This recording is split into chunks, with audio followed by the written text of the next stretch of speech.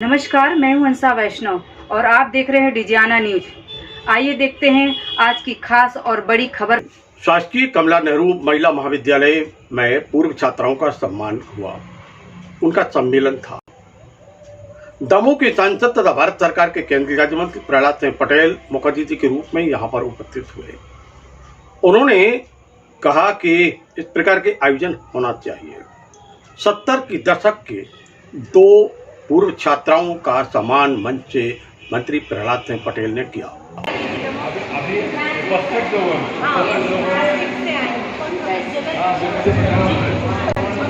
नहीं, पर आप लोगों में सबसे सीनियर कौन है? लीडर वाले आप लोगों को बताया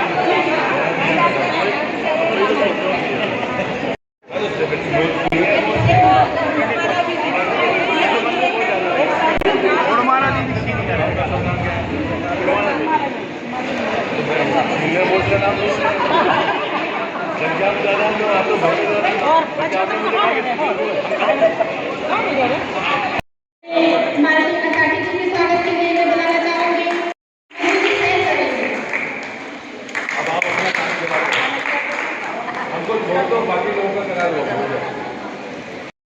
प्रहलाद सिंह पटेल जी जल शक्ति एवं खाद्य प्रसंस्करण राज्य मंत्री भारत सरकार। हमारे बीच में हमारे छात्र संघ की अध्यक्षा हमें संस्कार दिए, ऐसी हमारी बहुत ही वरिष्ठ छात्रा इस कमला नेहरू कॉलेज की आदरणीय गोलमाला दीदी, उन्हें मैं सादर नमन करते हुए प्रणाम करती हूँ। हमारे बीच में जन भागीदारी के अध्यक्ष आदरणीय चंद्रभान सिंह जी, हमारे बीच में प्रीति पूर्व इस कॉलेज की पूर्व छात्रा प्रीति राजू सिंह जी, जनपद अध्यक्ष दमोह। हमारे बीच में पालिका की पूर्व अध्यक्ष मालती असाटी जी, हमारे बीच में बहुत ही वरिष्ठ छात्रा आदरणीय प्रेमलता रजक मैडम जी, प्रेमलता नीलम जी, जिन्होंने हम सबको पढ़ाकर बहुत पूरे अंतर्राष्ट्रीय स्तर पर काव्य क्षेत्र में उन्होंने अपना स्थान ग्रहण किया है। हमारे बीच में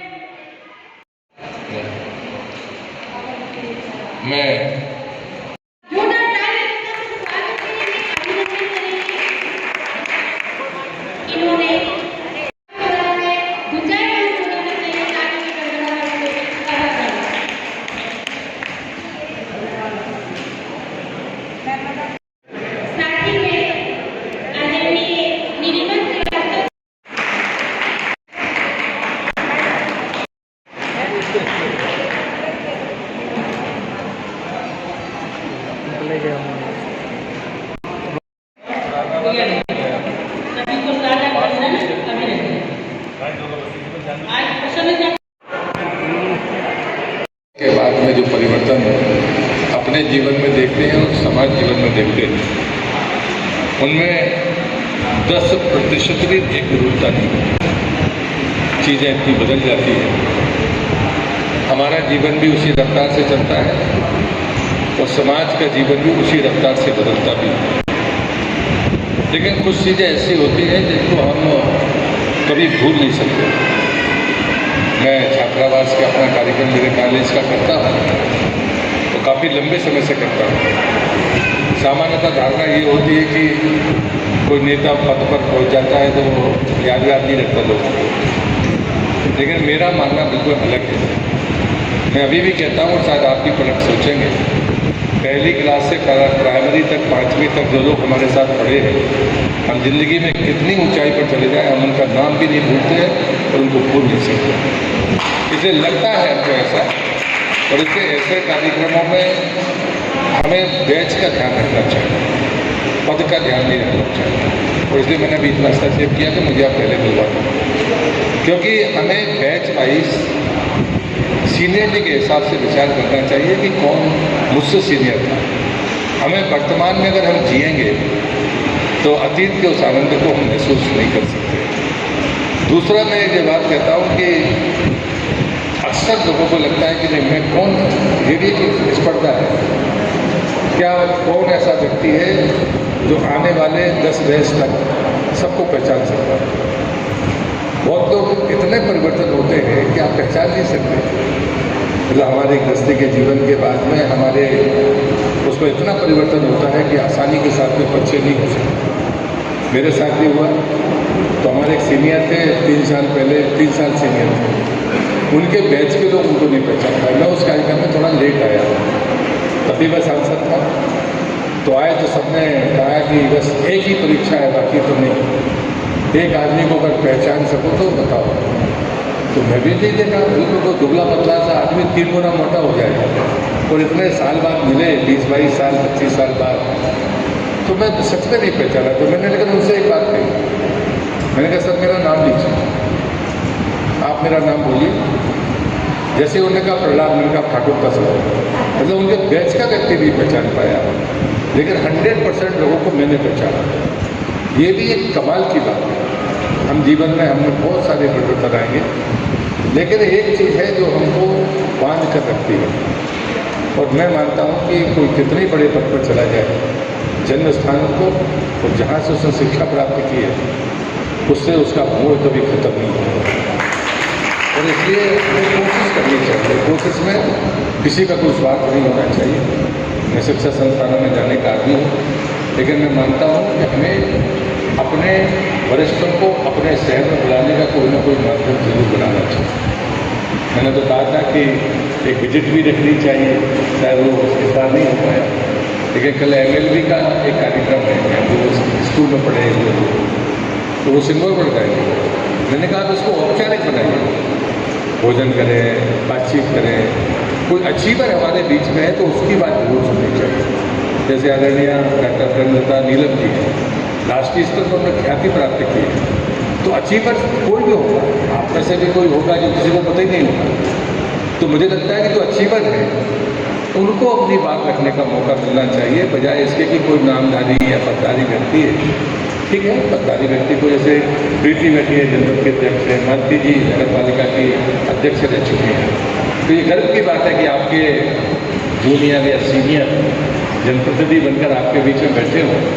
लेकिन उनको भी चाहिए कि वो एक किसी कार्यक्रम में बैठे और फिर वो नीचे जाके बैठ जाए और सीनियर्स को ऊपर बैठाए। तो मुझे लगता है कि ये चीज़ें हमारे पूरे बैच को भी मौका दें। हम ये भी तय कर सकते हैं कि किस बैच के लोग ज़्यादा आए।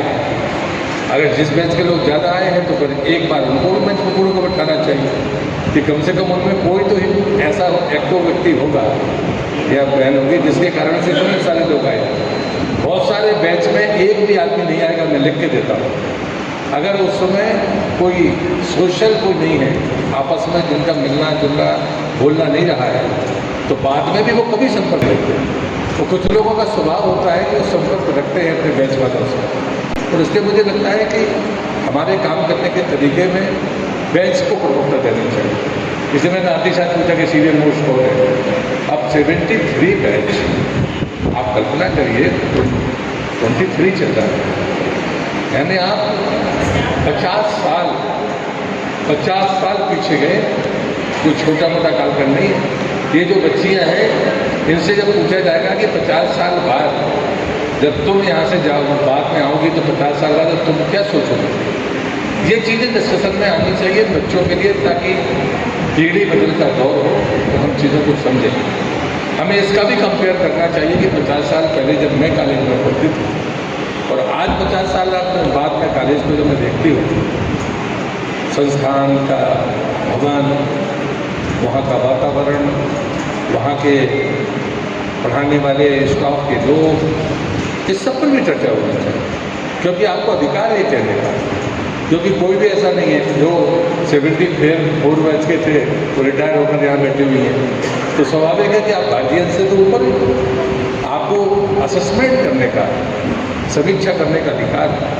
मैं सिर्फ इसलिए नहीं, हम इंजॉय करें, लेकिन जिस स्थान पर हम पढ़े उसके बारे में समीक्षा करके जाएं कि मैं कोई मदद इसमें कर सकता हूँ।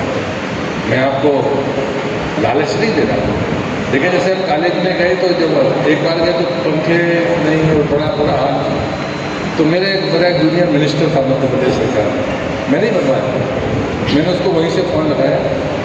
मैंने कहा मिस्टर अगले कार्यक्रम में यहाँ हाजिर हो जाना और इन सबको रोटी भी खिलानी है और जितना ये खाए फिर कर देना, तो दोबारा दूसरा ऐसा नहीं किसी सरकारी आदमी को थोप दो, उसको करो। और मैं वहीं से खड़े खड़े मैंने 17 लोगों को फ़ोन लगाया 72 कमरों में पंखे लग गए 2 घंटे बाद। तो मुझे लगता है कि यदि आप कर सकते हैं, अपने सहयोगियों से मदद ले सकते हैं, कोई आपकी बात मानता है तो हमें करना चाहिए। और जो नए बच्चे हैं, इनमें से कोई मेधावी बच्चियाँ होंगी, कोई वैसे असेसमेंट नहीं करता, खेल में होगा, कोई संगीत में होगा, नृत्य में होगा, जहाँ आप हैं, आपका परिवार है, वहाँ पर कोई अवसर हो सकता है कोचिंग का, उसको बेहतर और बेहतर करने का। तो मुझे लगा ये चीज़ें हो सकती है।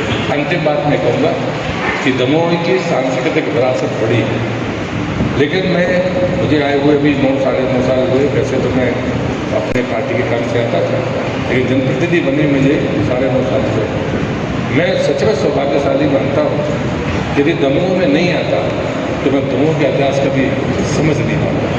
और जब मैं कल्चर मिनिस्टर बना तो वो जो चीज़ थी जो मैंने पहले 5 साल उठाई थी, बकायन की गुरु परंपरा 129 साल पुरानी, देश के दूसरे नंबर की सबसे लंबी परंपरा है, लेकिन किसी को पता ही नहीं।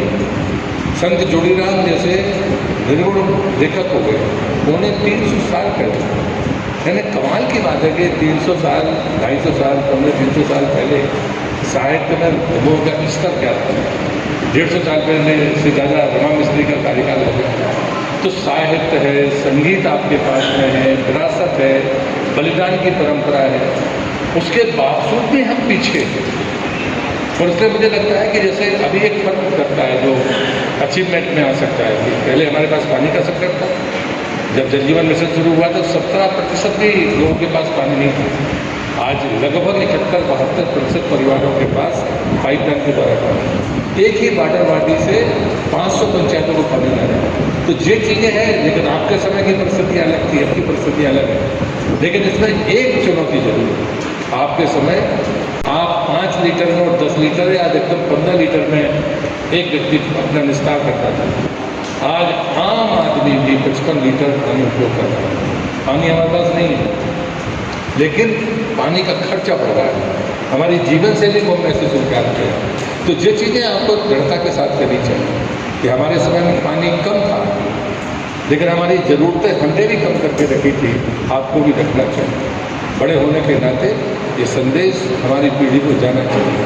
ज़रूरी नहीं है कि नेता ही दें, और मुझे लगता है वरिष्ठ होने के नाते आपको भी कहना चाहिए कि देखिए जीवन कठिन होता है, और अगर किसी ने पानी के कष्ट को अपने जीवन में सहा हो, उसको तो ज़रूर बोलना चाहिए कि मैंने वो तकलीफ देखी है। आप भाग्यशाली हो और आपका भाग्य कोई छीनने नहीं है, आपको बेहतर तो आपको बोलना चाहिए। जिसने पानी का कष्ट होगा वो उसकी बात ज़्यादा फील करेगी। और इसलिए मुझे लगता है कि जो जिस दृष्टिकोण से बेहतर है उसको अपनी बात रखनी चाहिए। ये विनती करते हुए मैं आप सबका फिर से सांसद होने के नाते आप पहले से अभिनंदन करता हूँ।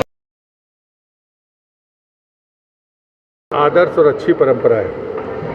यानी 50 साल पहले जिनने इस महाविद्यालय से डिग्री की है वो 73 बैच की बहन जी लोग यहाँ पर पधारी हैं। 50 साल में उनके जीवन में परिवर्तन हुआ है, इस दमोह में और समाज जीवन में परिवर्तन हुआ है। जब इतने 50 साल के अंतराल की पीढ़ियाँ मिलती हैं तो कुछ ना कुछ उस शहर को, इस ज़िले को वो दे के जाएंगी, ऐसा मेरा विश्वास है। मैं यही कामना करता हूँ कि बैच वाइज ये संख्या बढ़ती जाए और एक बार वर्ष में एक बार जिस ज़मीन पर, इस धरती पर पैदा हुए, यहाँ पर शिक्षा दीक्षा लिए, वो कम से कम इस धरती पर 1 साल में एक बार ज़रूर वापस आए। मैंने सिंगोरगढ़ का आह्वान किया है कि रानी दुर्गावती की 500वीं जयंती का समय शुरू हो गया। तो ऐसी स्थिति में हमारे सबके लिए गौरव की बात है। तो मैंने भेंट स्वरूप